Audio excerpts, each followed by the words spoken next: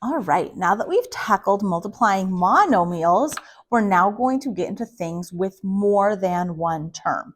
So our objective for this lesson is going to be write monomials, binomials, and trinomials. Again, those are all new words in standard form. Again, a new word, and then we're going to be multiplying them.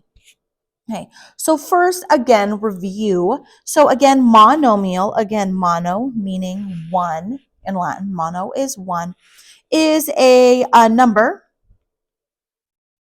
a variable, or the product, the multiplication of number and variables. So there could be the multiplication of more than one variable. So example, 10 is a monomial. W is a monomial. 10WY is also a monomial because it's a multiplication of 10 and W and Y. Okay, so that is a monomial. Okay, when I take these monomials and add them to each other, we get what's called a polynomial. Poly, Latin for many, is the sum of monomials. And since monomial is such a tough word to say and spell, often when we're adding multiple monomials, we call them terms. So if I'm adding, so the sum of my monomials, so poly meaning many monomials. So if I take my 10 and add my W, I now have a polynomial. If I take my 10WY and add 6Y, okay, and then add 8 to the end, that is also a polynomial. Okay, and we describe a polynomial often by the number of things we're adding. Okay, and why I say sum, okay, to come of that sum, is many textbooks consider the sum or difference a subtraction, but I encourage you to always rewrite your subtraction. So, meaning, if I had the polynomial W minus 10, it's not a sum, but I can rewrite it as W plus a negative 10. And then now I do have an addition. And my two terms are the W and the negative 10. Okay, so I don't consider it a subtraction, it's adding a negative. And that will help you in the long run, believe me, if you rewrite or think in your head all of those subtractions are adding a negative. So now we describe our polynomials based on how many terms they have. Bi, Latin for two, is whenever I have two terms. So like my 10 plus W is a binomial. 2x plus 4 is a binomial.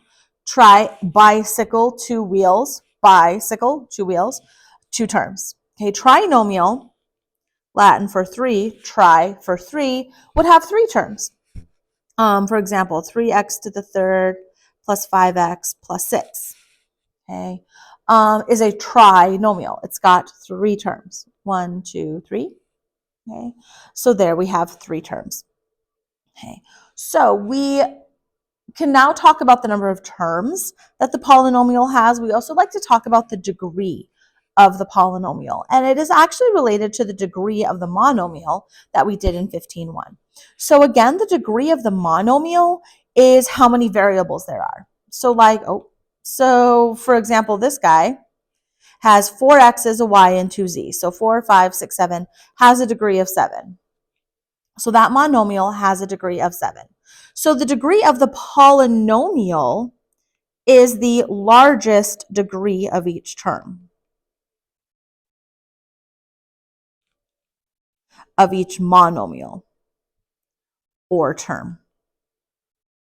Okay, so if we look at, for example, this one right here, this first monomial has a degree of 3 because there's x to the third. This one has a degree of 1 because there's only one x. This one has a degree of 0.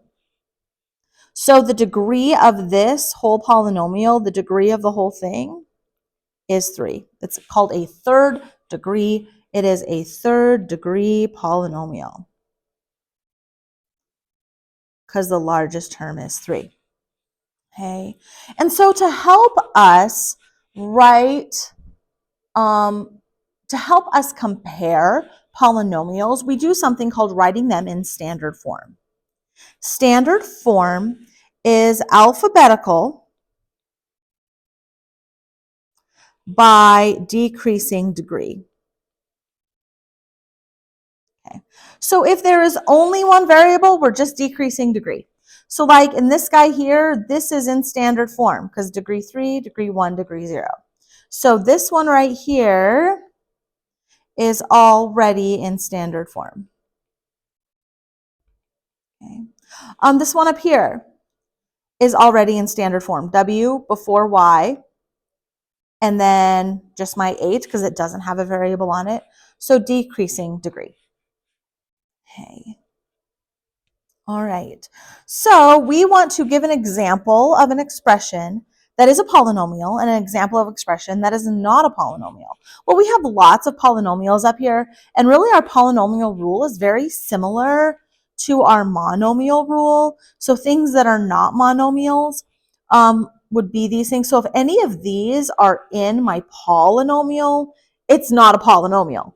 Okay, so if any of these are in there, it's not a polynomial, meaning I can't have a negative exponent because that would be a divide by x. I can't have an x inside a root, and I can't have an x as an exponent. So an example of something that is a polynomial, for example, would be like 6x to the third plus 5xy. Okay, is a polynomial because we're multiplying numbers and variables. Not a polynomial. 6x to the negative 1 plus the square root of x plus 5 to the x. This has all of them in there, but it is not a polynomial because these are not monomials. So it really just links to the same thing we did in the last lesson, is if each individual thing is a monomial, then and we adding them, it's a polynomial. Okay, all right, so now this next one, we want to identify the degree of each term in the polynomial. The first thing I noticed when reading this is there's a negative right here, but I also have a negative here. So I'm going to come in and I'm going to write this as plus a negative. So now everything is addition. So I can very easily see all of my terms. So to the degree of this first one, there's 3 x's, x times x times x. So the degree of that is 3. The degree of this one is 1x. The degree of this is 6. The degree of this one is 0, no x's. Which term has the greatest degree? X to the 6th is the greatest degree. So if we put this, let's go ahead and let's write this in standard form. My x to the 6th would come first. And then next would be my x to the 3rd, my plus and negative, because it's a negative, 4x to the 3rd, plus 5x, and then plus my negative 20. And then one step further is I'm going to rewrite all my plus and negatives as minus 4x to the 3rd plus 5x minus 20.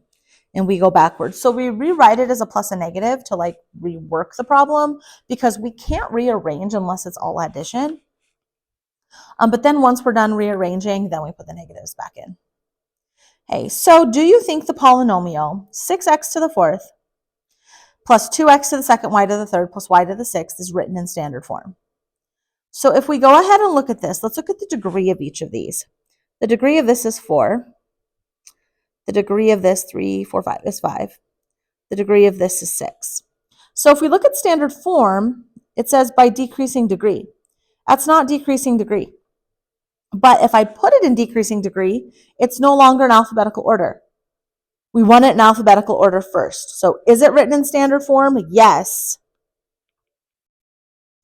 It's in standard form because we're alphabetical. The x comes first. This first term is only x's. And if we look at the degree of each variable, here we have 4 x's. So here the degree of x is 4. The degree of x is 4. Here the degree of x is 2. And here the degree of x is 0. So my x is in decreasing degree. Whereas my y, here so now here in purple we'll go the degree of y. Here the degree of y is 0. Here the degree of y is 3. Here the degree of y is 6. So my degree of y goes increasing. So that is standard form. because alphabetically, my x's are in decreasing degree. Okay, so that alphabetical idea, alphabetical comes first. Alphabetical, that's not how you spell alphabetical. Alphabetical is first. Okay. All right, so again, refresh on what it means, this next one. What do you notice with the leading about the coefficient? Again, the coefficient is the number being multiplied by the variable. And sometimes it's hard to tell what the coefficient is, and you have to write it in. So what do you notice about the coefficient of the term with the greatest degree? And the leading coefficient. Okay, this is new words. The leading coefficient is the first coefficient in standard form. So once we write it in standard form, it's the one that comes first. Hence, it leads the whole rest of the equation. So we want to look at the term with the greatest degree. Well, I've got some subtracts in here, so I'm going to rewrite them. So this is plus and negative 2. This would be plus that's negative 1. And then this first one, this x to the second, is also 1 x to the second. So this one is degree of 2. This one is degree of 7. This one is degree of 3. This one is degree of 0. And this one is degree of 1. Okay. So the term with the greatest degree would be this guy right here. And the coefficient on that is the 5. So the coefficient on that guy is the 5. Let's identify the coefficients of all of them. The coefficient on this next guy is 1. So the coefficient on this guy is 1. The coefficient on this is 5. The coefficient on this one's negative 2. What about this guy? Is that a coefficient? No coefficient. No, it's a constant. That's what we call a constant. I know a lot of C words. It's a constant because it doesn't have a variable. It's just the number 19. So it's just a number, so it has no coefficient. The coefficient has to be multiplied by the number. And the coefficient on this last one is a negative 1. This guy right here, it's got a negative 1. Okay, so the coefficient of the term with the greatest degree is 5. But now if I was to put this guy in standard form, I would do the 5x to the 7th first. And then we have degree of 3, so plus a negative 2x to the 3rd. Then we have degree of 2 plus x to the 2nd, a degree of 1, negative x, and then a degree to 0, 19. Okay, so now to fix that, I'm going to rewrite my plus and negatives, 5x to the 7th minus 2x to the 3rd plus x to the 2nd, and then minus x plus 19. Okay, so the leading coefficient is that 5. So yeah, they're the same thing. What do you notice about the coefficient of the term with the greatest degree and the leading coefficient? Well, if the coefficient is on the term with the greatest degree, that guy's going to be leading.